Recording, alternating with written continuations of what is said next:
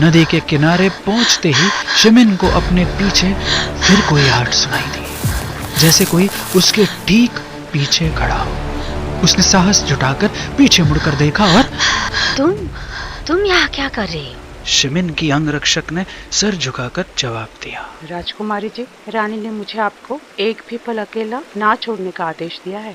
तो तुम थी हमारे पीछे और हम है कि बिना वजह ही डर रहे थे कि कहीं वो अहिरबाइनी हमारे पीछे ना पड़ गई हो।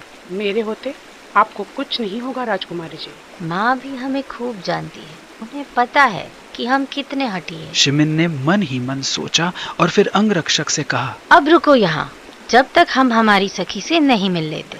सूरज की पहली किरणें नदी के शीतल पानी को सुनहरा कर रही थी। शिमिन बड़ी आतुरता से अर्नवाज की राह तकते हुए नदी के किनारे बैठी हुई थी। नदी के बहते पानी को देख शिमिन का मन किया कि वो एक डुबकी लगाए। उसने अपनी अंगरक्षक को मुंह फेरने को कहा और नदी के पानी में चलने लगी। उसने आंखें बंद कर पानी में डुबकी लगाई। जैसे ही पानी से तरबर वो बाहर निकली कि उसने देखा अर्नवाज उसके सामने पानी में खड़ी थी। शिमिन अर्नवाज को पानी में ऐसे अचानक देख चौंक कर चीखने ही वाली थी कि अर्नवाज ने उसका मुंह अपने हाथ से बंद कर दिया। शांत रहो, तुम्हारी वो अंगरक्षक देख लेगी। शिमिन अर्नवाज के नाजुक हाथ अपने गीले कांपते होठों पर महसूस कर सकती थी। अर्नवाज ने आहिस्ता से अपना हाथ हटाते हुए कहा, मुझे मिले बिना इतने दिन रह पाई तुम शिमिन? पल पल बिताना मुश्किल हो रहा था, इसीलिए तो माँ के आदेश को ठोकर मारकर भागती हुई चली आई तुमसे मिलने। कब से राह तक रही थी तुम्हारी। सच पूछो तो मुझे लगने लगा था कि तुम आज आओगी ही नहीं अर्नवाज। आज तो मुझे आना ही था शिमिन। शिमिन अर्नवाज की आंखों से अपनी नजरें हटा ही नहीं पा रही थी। तुम्हारी आंखें आज कुछ अलग ही जादू सा है तुम्हारी आंखों में। मैं अपनी नजरें तुमसे हटा ही नहीं पा रही हूँ अर्नवाज। तो देखती रहो शिमिन। और तुम्हारे होठ इतने नाजुक, दिल करता है इन्हें चख कर देख लो। पक्का शहद से भी मीठे होंगे। तो रोका किसने है?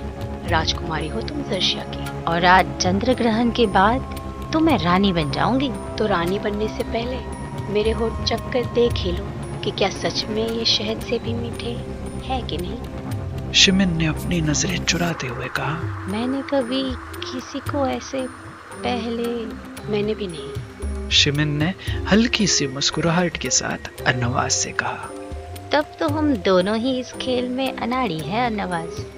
अनाड़ी तो दर्शिया के लड़के हैं, ऐसा सुना है मैंने। अर्नवाज ने अपनी मुलायम उंगलियां शिमिन के गीले गालों पर सहलाते हुए शरारत भरी नजरों से कहा, मुझे क्या पता, मुझे तो एक नजर नहीं भाते वो। तो क्या भाता है तुम्हें शिमिन? अर्नवाज के प्रश्न पूछते ही शिमिन अपने आप को रोक नहीं पाई और उसने अपने होठ अर्नवाज के होठों से मिला दिए।